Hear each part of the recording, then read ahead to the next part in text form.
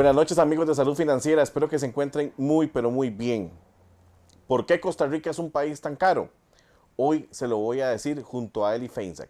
Pero antes de entrar en tema, les recuerdo, quédese en casa. En estos momentos vivimos una situación muy pero muy difícil con el COVID-19. Por favor, no saturemos más de lo que están los hospitales. Haga caso, haga caso. Voy a ir a un corte comercial, un consejo del coach y ya regreso.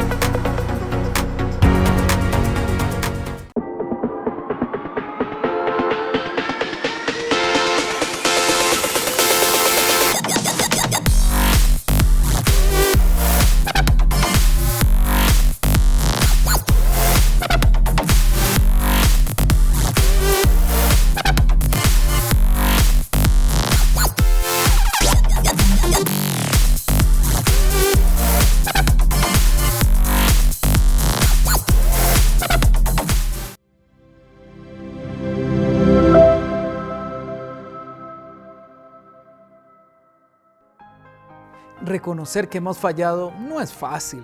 Cuesta dejar nuestro orgullo a un lado y se necesita humildad para mostrarse arrepentido por las palabras hirientes que dijimos o la actitud prepotente que tuvimos. Reconocer el error delante de nuestros hijos no es fácil, porque tendemos a pensar que los padres no tienen por qué reconocer sus equivocaciones ante los menores de la casa. Sin embargo, una de las mejores lecciones de vida que como padres podemos dar a nuestros hijos es demostrarles que los adultos fallamos, nos enojamos y cometemos errores. Al pedirles perdón, desarrollamos una comunicación más cercana y ellos se sentirán con la confianza necesaria para confesar sus propios errores. Si hay algo por lo cual debe disculparse, hoy es el día para hacerlo. Le habla Sixto Porras de Enfoque a la Familia.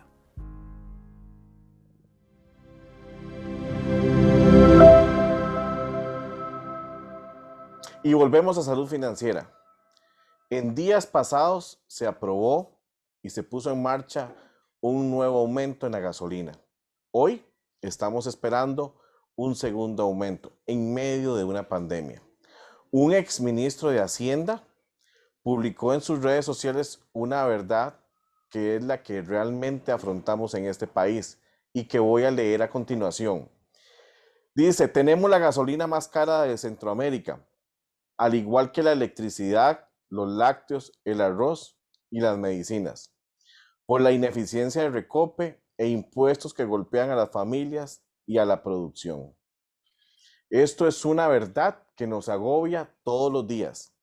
En estos momentos Costa Rica vive una crisis sanitaria, una crisis de salud, pero también una crisis en desempleo que no tiene en estos momentos una solución cercana. Vemos que más de 1 millón de trabajadores en este momento se encuentran en la informalidad. Vemos una caja del Seguro Social que quiere agarrar a los trabajadores independientes y no darles una amnistía, sino cobrarles los años anteriores. Vemos que se toman decisiones cada día más erróneas y que no nos llevan sino que a un abismo, a un profundo abismo. Y para esto y más invité a un amigo de la casa, un amigo personal, un economista que admiro y que simple y sencillamente él no tiene pelos en la lengua para decir las verdades como son. Y hoy Eli Feinsack está acá en Salud Financiera para decirnos por qué somos un país caro o el más caro de la región. Buenas noches, Eli. Qué gusto estar con vos. Buenas noches, Jorge. Te mando por este medio tan frío un caluroso abrazo, el que no te he podido dar en el último año y medio. en persona, pero bueno, hay que cuidarse, hay que, como dijiste, hay que cooperar para pues, no saturar más los servicios médicos. Pero aquí estoy, a tus órdenes. Como siempre, es un placer estar en tu programa. Eli, ¿por qué somos un país tan caro? Bueno, la pregunta de los 20.005, pero tiene una respuesta clarísima. Jorge, empecemos por decir que como nadie es profeta en su tierra, lo primero que voy a hacer es referirme a lo que la OCDE viene advirtiendo desde hace muchos años, por lo menos 5 o 6 años, lo vienen incluyendo en sus informes sobre Costa Rica. Eh, Costa Rica tiene una serie de mercados excluidos de las reglas de la competencia, con el agravante de que la mayoría de esos mercados que están excluidos de la aplicación de las reglas de la competencia son en productos primarios o productos básicos, que entonces se encarecen todo el resto de la cadena productiva. Es decir, cuando usted habla de productos agrícolas, son consumibles, los seres humanos consumimos, en ese sentido es un producto final, pero también son productos intermedios para otros productos. Por decir el arroz, del arroz no solo se hace arroz, se puede hacer harina de arroz que es utilizada en la industria alimentaria para hacer galletas o panes o otros tipos de cosas. La leche, podemos consumir un vaso de leche, pero también se utiliza para producir otros productos lácteos, ¿verdad? Eh, la carne de pollo, la carne de cerdo se utiliza para hacer embutidos, o sea, se encarecen otros procesos productivos, ¿verdad? La OCDE ha señalado de que aproximadamente un tercio de la economía costarricense termina estando afectada por estas exclusiones de las reglas de la competencia en estos mercados tan básicos. Pero si nos vamos a lo más básico, Jorge, tenemos que en Costa Rica la electricidad es muy cara, lo mencionabas, me parece, en la introducción. La electricidad es muy cara, los combustibles son muy caros, el financiamiento, que es un tema que no mencionaste, el crédito es muy caro, los márgenes de intermediación son elevadísimos en Costa Rica, y la mano de obra se ha vuelto muy cara, no tanto por el salario mínimo, sino por las cargas sociales, el costo de la seguridad social, que ha venido creciendo y creciendo porque la caja en su mal manejo administrativo financiero, cada vez que suben los costos, sube las cuotas de la seguridad social. Y entonces ahí tenemos 4 o 5 factores que afectan a todos los sectores productivos. Prácticamente todo el mundo usa electricidad. O sea, no solo a los hogares, sino a que todos los procesos productivos. Prácticamente todo el mundo usa electricidad. Se utilizan los combustibles para transportar los productos desde la fábrica o desde el campo a los mercados, ¿verdad? Prácticamente toda empresa utiliza crédito en algún momento, aunque sea simplemente para capital de trabajo o un crédito para expandir las operaciones, etcétera, ¿verdad? Incluso crédito para importar, ¿verdad? Las cartas de crédito, etcétera, ¿verdad? Y entonces el crédito en Costa Rica es muy caro. Y todo el mundo utiliza mano de obra. Y entonces ahí tenemos la receta perfecta para explicar por qué en este país todo es tan caro. Y entonces analicemos qué es lo que está pasando. En electricidad tenemos un monopolio estatal en manos del ICE, que se subdivide en monopolios regionales, al final de cuentas, ¿verdad? Porque la gente dirá, no, no es cierto que es un monopolio, porque está Copelesca y está Cope Guanacaste, están las cooperativas de electrificación. Bueno, pero actúan como monopolios en sus propias regiones, ¿verdad? SPH actúa como un monopolio en su región, CNFL actúa como un monopolio en su región. Entonces tenemos monopolios en la producción, en la generación, en la distribución, la generación y la distribución de la electricidad, ¿verdad? Los monopolios es cosa sabida, es algo que se estudia en economía y es un dato incontrovertible. Los monopolios generan una menor producción de lo que se generaría en un mercado competitivo y esa es la forma que tiene el monopolio al restringir la oferta de elevar los precios. Entonces, los monopolios producen precios más altos que los mercados competitivos. Electricidad, monopolio. Combustibles, monopolio, agravado con una política fiscal voraz que hace que la mitad del precio de los combustibles en Costa Rica sea impuesto, ¿verdad? Y entonces bajan los precios internacionales del combustible, pero aquí la parte del impuesto sigue subiendo y subiendo y subiendo porque se ajusta todos los años de acuerdo a la inflación y otros parámetros, ¿verdad? Entonces, a veces cuando baja el precio internacional, en Costa Rica no baja porque se compensa con una subida en el impuesto, ¿verdad? Tenemos en banca, en Costa Rica, tenemos, no es un monopolio, tenemos un mercado en teoría competitivo donde hay 14 bancos, si no me equivoco, pero hay 3 bancos públicos, 2 estatales y uno de los trabajadores, 3 bancos públicos que ellos solos representan más o menos un 65% de todo el mercado de crédito en el país. Y las ineficiencias de estos bancos se traducen en tasas de interés más altas, pero además estos bancos son los más grandes del país, son líderes de precios y entonces los bancos privados más pequeños lo que hacen es aprovechar que las tasas de interés son muy altas, siendo ellos más eficientes para obtener un margen de ganancia mayor, ¿verdad? Y entonces tenemos una competencia que no es efectiva. La gente dirá, no, es que es un país pequeño, que es lo que siempre le dicen a uno, es que este es un país pequeño, ya no caben más bancos, perdón. En Panamá, aquí a la par, hay por lo menos 1 millón de personas menos que en Costa Rica, ¿verdad? O sea, es un país más pequeño que Costa Rica, y en Panamá hay como 150 bancos, ¿verdad? Y eso hace que un productor costarricense, sin tener arraigo en Panamá, pueda ir a un banco panameño o a un banco internacional establecido en Panamá a pedir un crédito para producción y que se lo otorguen a una tasa de interés más o menos del 3% en dólares, mientras que si va a un banco local a pedir un crédito en dólares para producción, no le van a dar menos de un 7, 8 o 9%.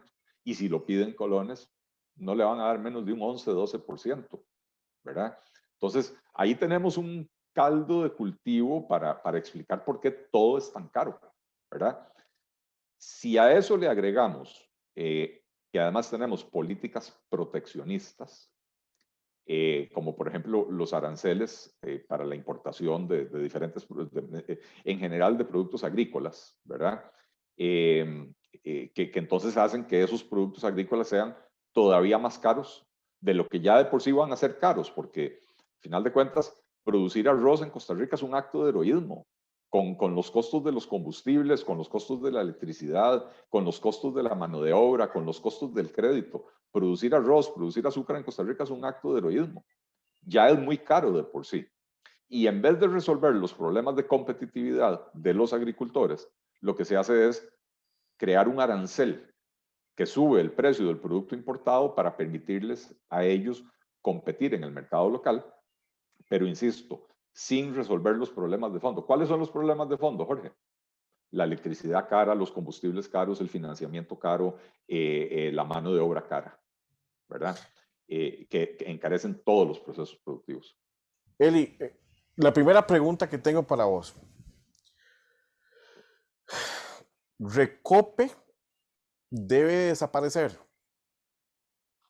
Sí, en su actual forma, definitivamente que sí. En un país donde las cosas son tan caras, mantener una planilla de 1.700 funcionarios en una empresa que se llama Refinadora Costarricense de Petróleo, que no refina, pero ni el café que se toman los funcionarios a las 2 de la tarde, ¿verdad? Desde hace 11, 12 años no ha refinado una gota de combustible, no tiene ningún sentido. Hoy, ¿qué tiene Recope valioso?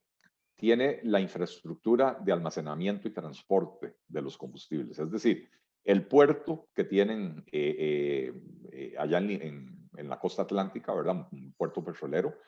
El poliducto que les permite trasladar los productos derivados del petróleo a diferentes puntos del país y los tanques de almacenamiento que tienen en Barranca, que tienen en Ochomogo, que tienen en Moín, etcétera, ¿verdad?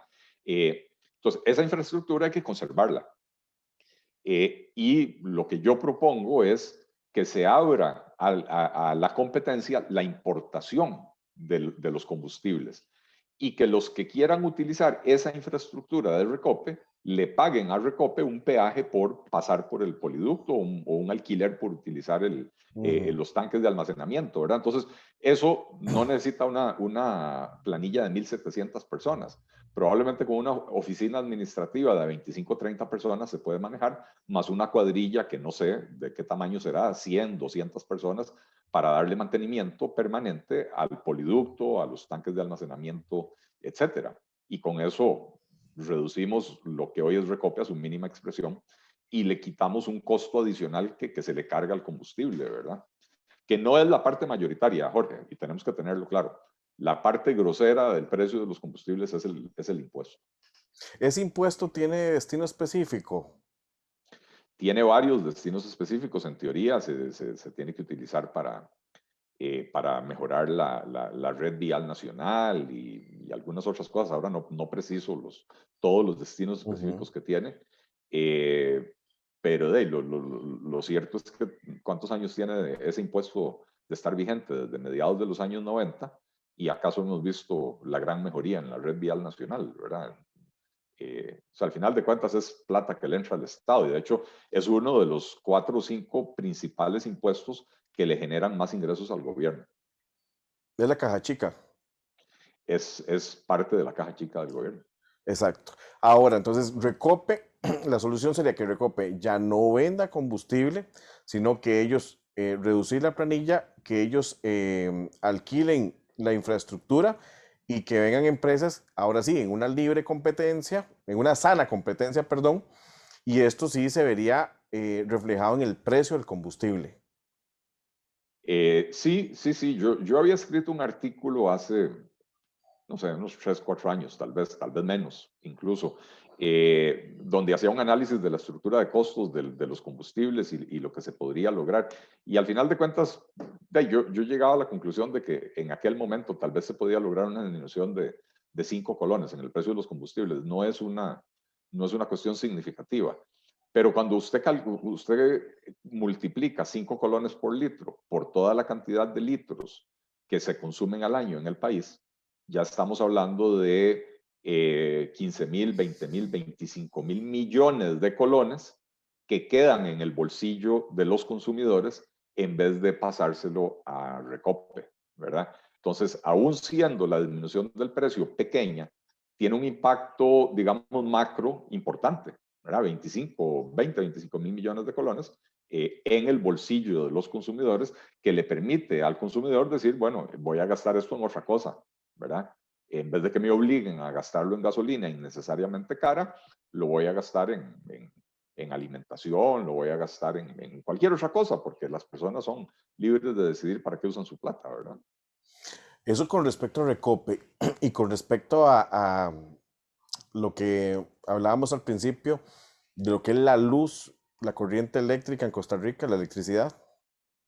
Bueno, lo primero que hay que hacer, Jorge, 2 cosas. Hay que abrir el mercado eléctrico a la competencia.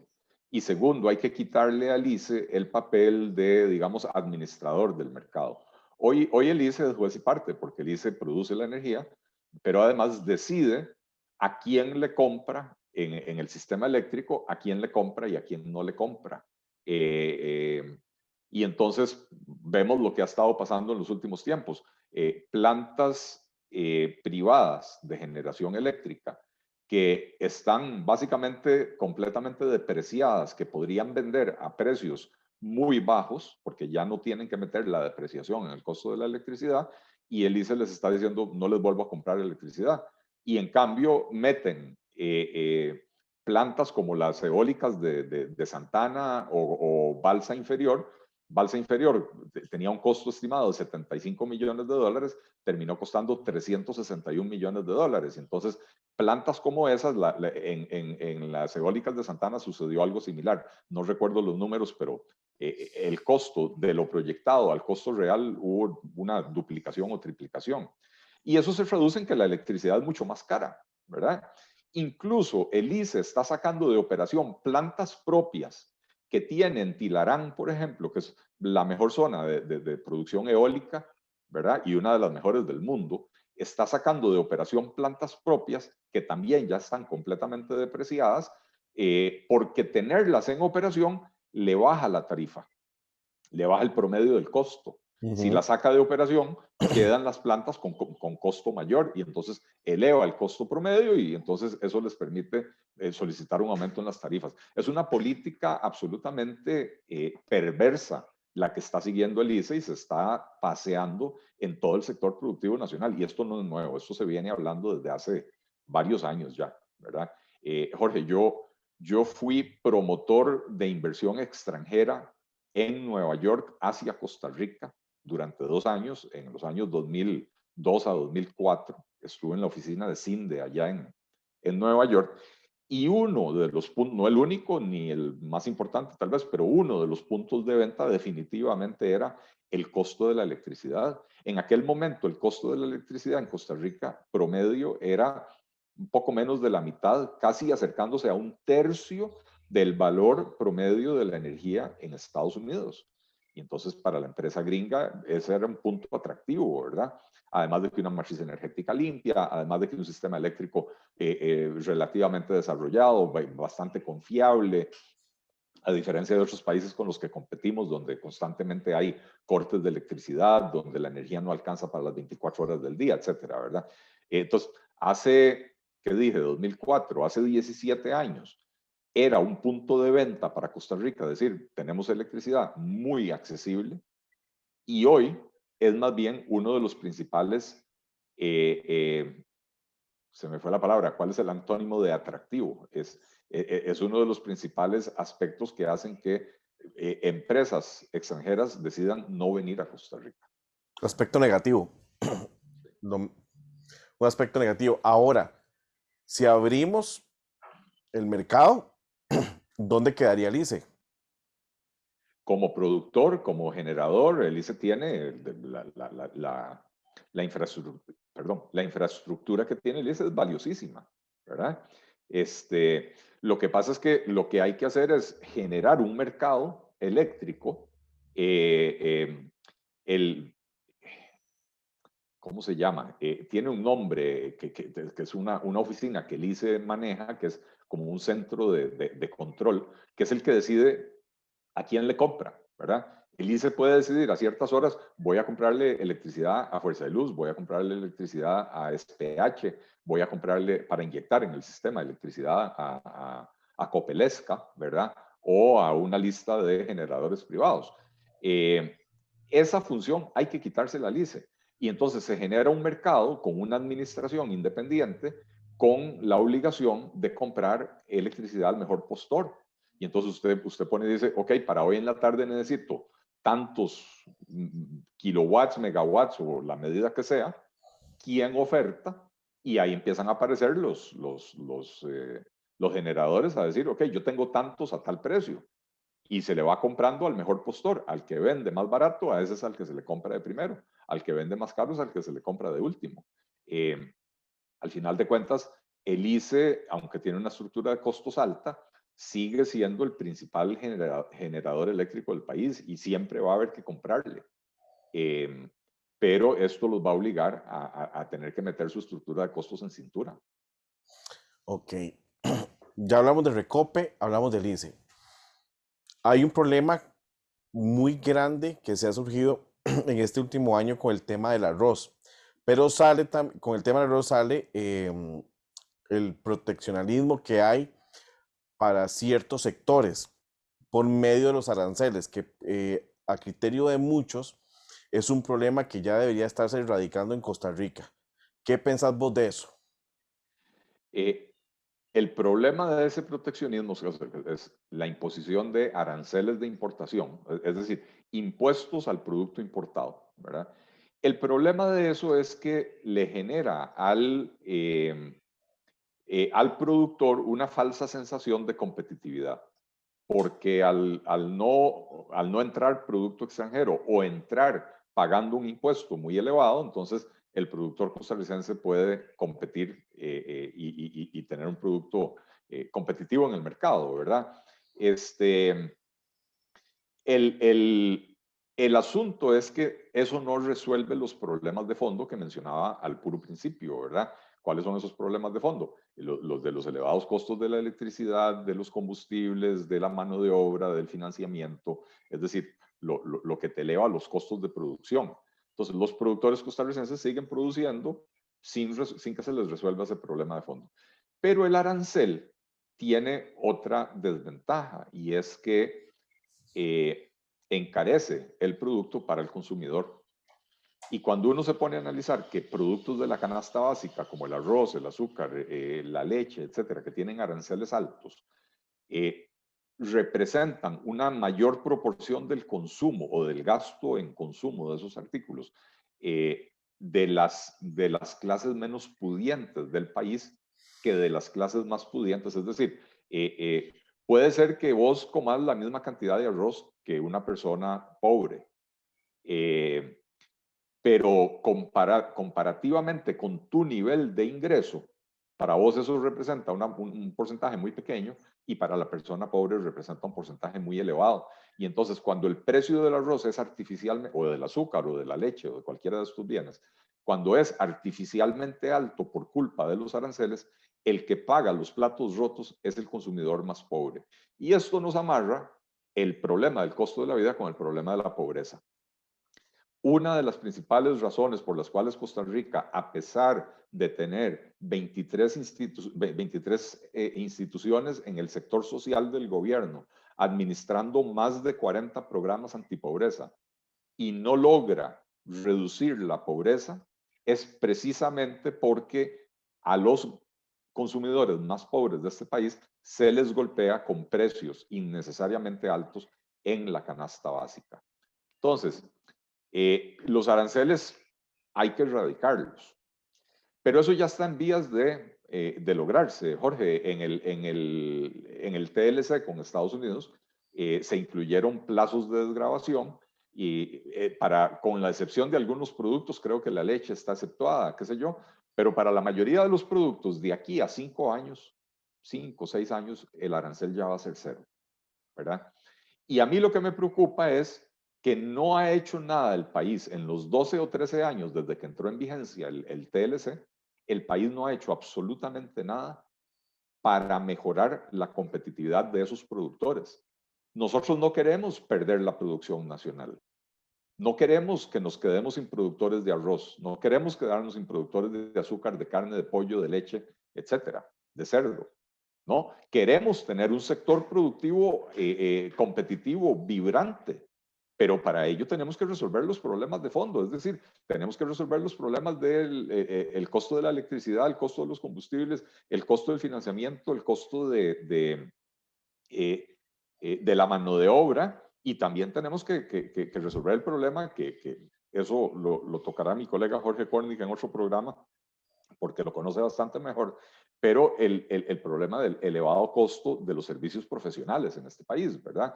Porque acordate que si vos tenés una finca ganadera, a cada rato necesitas a un ingeniero, un zootecnista que te venga a firmar certificaciones, y para cada vez de esas Sí. hay una tabla del colegio que dice que te tienen que cobrar tanto, y a veces el ingeniero agrónomo va a una finca para firmar una certificación por 10 vacas y a veces va a una finca para tener que firmar una certificación por 500 vacas y debería de tener la libertad de agarrar y decir, no, le voy a cobrar más barato a usted, ¿verdad?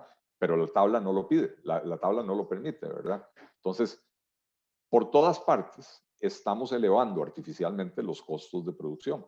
Para no hablar, cosa que no hemos hecho y no da tiempo en el programa, Jorge, de los elevadísimos impuestos que existe para todo el proceso productivo en este país, ¿verdad? Yo te pregunto los aranceles porque cada vez que se habla, por ejemplo, del arroz, el Conarroz pega brincos, ¿verdad? Y simple y sencillamente entraba la conversación, entraba la discusión, un Ministerio de Economía que no sabe pronunciarse con respecto al tema todavía, y sabemos que, por ejemplo, el arroz es carísimo en Costa Rica, comparados con los demás países de la OCDE, por ejemplo, que está el cuadro. Entonces, se beneficia a unos pocos, porque son muy pocos que se benefician de eso, pero nos matan a los consumidores, por ejemplo, con el arroz, para no decir que también con el azúcar. Bueno, decía yo que buena parte del problema es que tenemos esquemas monopólicos o por lo menos esquemas que limitan la competencia y eso es lo que explica en buena medida que tengamos unos costos de producción tan caros en este país. Lo que la ley creó al crear Conarroz y LAICA, la Liga Agrícola Industrial de la Caña, básicamente son carteles, oligopolios que funcionan como que si fuera un monopolio, sobre todo el del azúcar, ¿verdad? Porque el del azúcar mercadea todo el azúcar que se produce en el país bajo una misma marca y entonces ni siquiera compiten entre los ingenios, ¿verdad? Ujú. En el caso de Conarroz, los industriales del arroz, cada uno tiene su marca, pero se reúnen en Conarroz y ahí más o menos se ponen de acuerdo cuánto le van a pagar al agricultor por el arroz que reciben, cuánto se van a dejar ellos por el proceso de industrialización, a qué precio lo van a vender en el mercado. Básicamente Conarroz le dicta al MEIC el precio que tiene que el MEIC tiene, es el único producto del arroz que tiene el precio regulado en el país, es decir, es el único producto que no es un servicio público como la gasolina y los buses y todo lo demás. Es el único bien que tiene el precio regulado por el gobierno y el que lo define es el MEIC, pero el que se lo define al MEIC es Conarroz. Entonces, esto que es perfectamente legal porque la ley lo creó en Costa Rica, en otros países sería absolutamente ilegal. En los países desarrollados, en Europa, en Estados Unidos, empresas que se coluden para fijar precios, eso se considera actividad penal, actividad criminal, que envía a la cárcel, no solo le genera multas a las empresas, sino que envía a la cárcel a los ejecutivos que se pusieron de acuerdo para fijar el precio de los artículos. Y cualquier persona que está viendo el programa puede hacer una búsqueda en Google para buscar casos de fijación de precios en países desarrollados donde las empresas han tenido que pagar multas multimillonarias y los ejecutivos han terminado en la cárcel. Pueden buscar el caso del atún en Estados Unidos, las marcas Bumblebee y Starkist, que le generaron multas multimillonarias, ¿verdad? Pero así como ese, hay decenas de casos que constantemente están yendo a los tribunales para impedir que se dé esa colusión. Aquí en Costa Rica la colusión se da por ley. Los diputados les crearon un marco legal para que lo puedan hacer y entonces terminamos con precios más elevados de lo que sería un mercado competitivo. Este tipo de casos también aplican con las medicinas, que se habla que nosotros tenemos las medicinas más caras de la región. Creo que el caso de las medicinas es bastante más complejo, porque buena parte de la estructura de precios de las medicinas se define afuera de nuestras fronteras.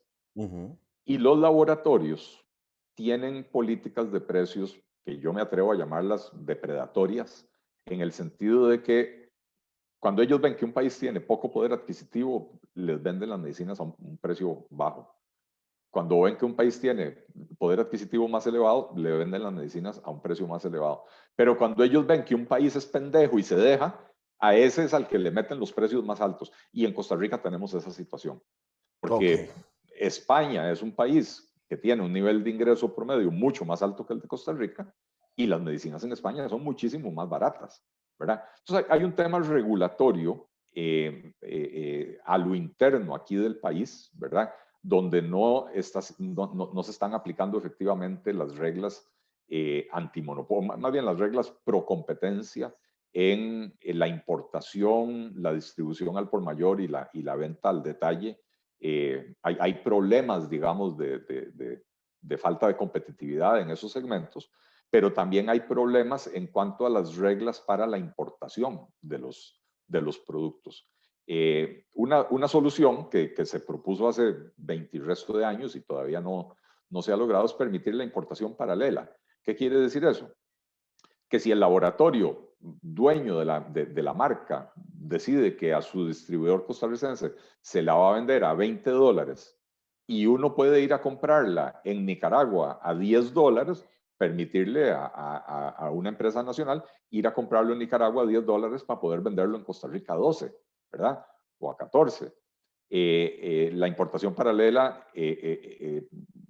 Es un tema polémico, ¿verdad? Porque los laboratorios usualmente manejan contratos de exclusividad y entonces le garantizan un mercado cautivo a su distribuidor local, pero eso atenta contra los intereses de la ciudadanía, de la población costarricense.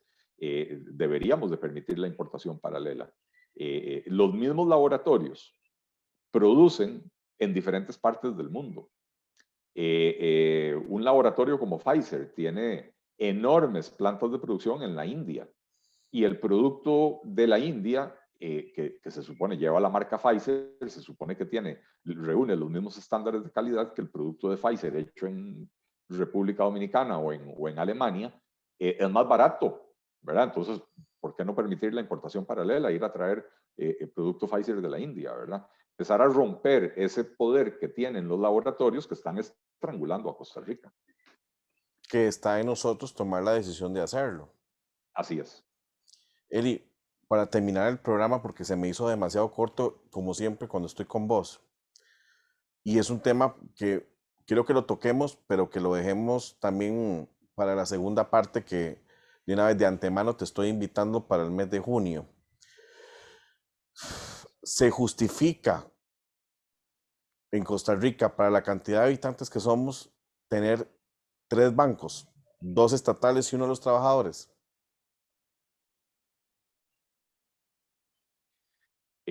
No, para mí no es un tema de la cantidad de habitantes. Para mí es un tema de cuál es la justificación para tener bancos comerciales que son propiedad del Estado.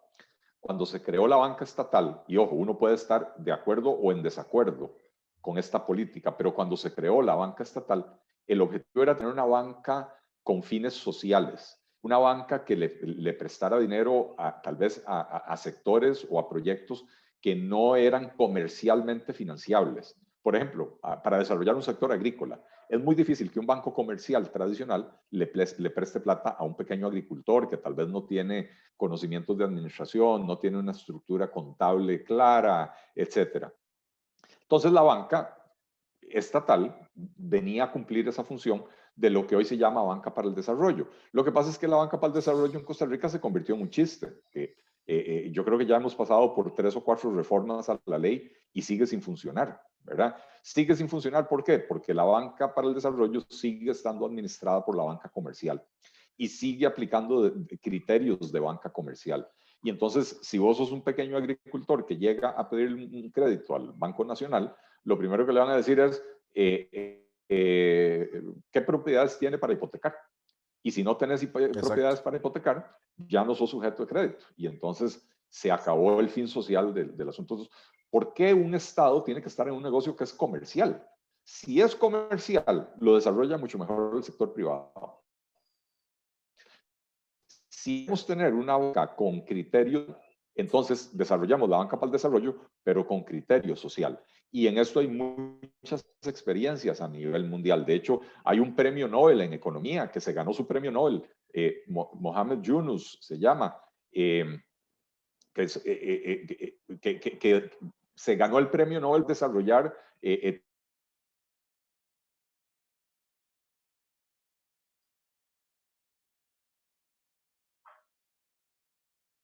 teoría y práctica de cómo desarrollar que una señora allá en Upala que tiene una maquinita de coser en la casa y ella puede poner un taller de costura, o tal vez sabe color, a comprarla, pero si va a un banco no le van a prestar esa plata. Entonces, ya existe la experiencia, existe la teoría, existe la práctica. De hecho, don Claudio González Vega, que es un economista costarricense muy reconocido a nivel internacional, también ha trabajado muchísimo en estos temas de financiamiento, microcrédito para pequeños productores, etcétera, ¿verdad? Entonces, tenemos el conocimiento. Lo que pasa es que no se les ha pegado la gana hacerlo. Esa es la realidad, Jorge. No se les ha pegado la gana hacerlo, porque lo que están es protegiéndole el mercado a los bancos estatales, que al final de cuentas, eso sí, son la caja chica del Estado. ¿Ya? Porque con sus utilidades que hacen los bancos, comprar bonos de Hacienda, ¿verdad? Claro. Y por eso es que se mantienen. Don Eli, se me hizo corto el programa. Te extiendo la invitación para que me acompañes en el mes de junio a seguir este tema, este último tema de los bancos y hablar de impuestos. Como siempre, es un placer tenerte en Salud Financiera. Muchísimas gracias, Jorge. El placer es todo mío. Sí, de verdad que se hizo corta la conversación, pero es un tema que da para bastante. Es un tema que el costarricense tiene que tener claro, más ahora que vamos para elecciones y que debemos decidir a quién le vamos a dar la presidencia, ¿verdad? Creo que llegó el momento de tomar decisiones, muchas de ellas pueden ser inclusive impopulares, pero tenemos que pensar bien nuestro voto, y la intención del programa a partir del mes de mayo ha sido que la gente se entere cuál es la situación de Costa Rica actual, en qué debemos de mejorar, qué debemos de reformar, ¿verdad? Para fijarnos y saber bien a quién le vamos a dar el voto. Y es importantísimo escuchar pensamientos como el tuyo, ¿verdad? Que siempre son imparciales, que siempre tienen un contenido veraz, ¿verdad? De confianza, y que la gente le sirva esto como parámetro para eso, para llegar a febrero y saber por quién vamos a votar, ¿verdad? Porque es importante que esta vez, no como en las pasadas elecciones, tengamos un voto inteligente, un voto que de verdad nos lleve a un buen puerto, a esta Costa Rica que cada día se hunde más. Así es, Jorge, tocas un tema importantísimo, el de las elecciones, porque ahorita vamos a empezar a escuchar a los políticos. De hecho, ya hay varios que ya andan con el cuento de que no van a tocar una sola institución del gobierno, que hay que proteger al productor nacional. Yo creo que la forma de proteger al productor nacional es reduciendo los costos de producción, no generando una barrera artificial, ¿verdad? Pero van a salir con ese discurso populista nacionalista, y entonces el elector tiene que estar claro de que ese discurso lo que en realidad les está diciendo es: no vamos a hacer ninguna reforma que permita reducir el costo de la vida, porque el costo de la vida elevado le está generando beneficios inimaginables a cierta gente poderosa conectada con esos políticos tradicionales. Es hora de que votemos por una opción en este país que prometa verdaderamente atacar los problemas en su raíz, que permitan reducir el costo de la vida. Eli, demasiadas gracias por estar con nosotros. Nos vemos, si Dios quiere, el próximo mes. Gracias de verdad, y estamos a la orden, ¿verdad? Muchísimas gracias a vos, Jorge, y buenas noches a toda la audiencia. Gracias a toda la gente de Salud Financiera, de verdad, muchas gracias por estar con nosotros. Los espero el próximo jueves al ser las 8 de la noche por Expert TV. Que Dios los bendiga, que Dios los guarde, y nos vemos. Hasta luego.